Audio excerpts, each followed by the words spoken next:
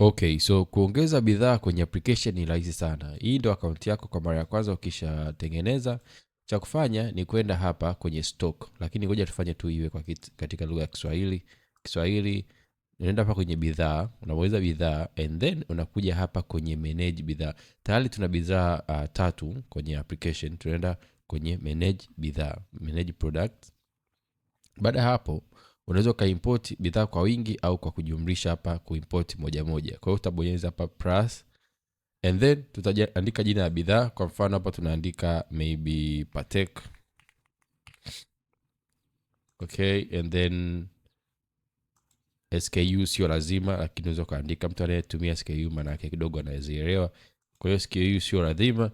And then aina unaweza hizi ni category, unachagua tu category yako, lakini kama unataka kutengeneza category nyingine unakuja hapa unaandika tu jina la category and then unabonyeza hiyo category unaandika and then itakuwa tayari. Kwa mfano hapo nimeandika, okay, unaandika maybe saa and then unakuja unabonyeza hapo kwenye saa.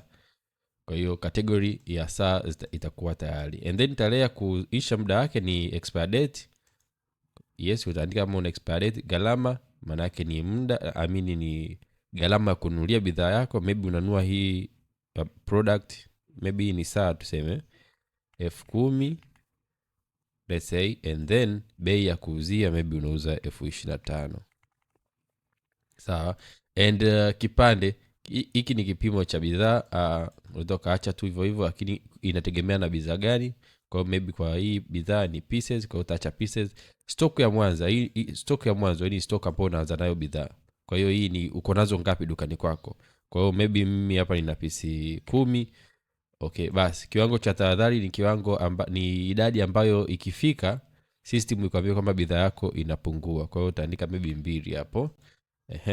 Basi hapo utakuwa tayari. Kwenye bidhaa hii ina aina gani, angalia video inayofuata. Hii ni kuingia ndani zaidi. Kwa hiyo ndio hivyo, hapo unaweza ukaongeza bidhaa yako kwenye system.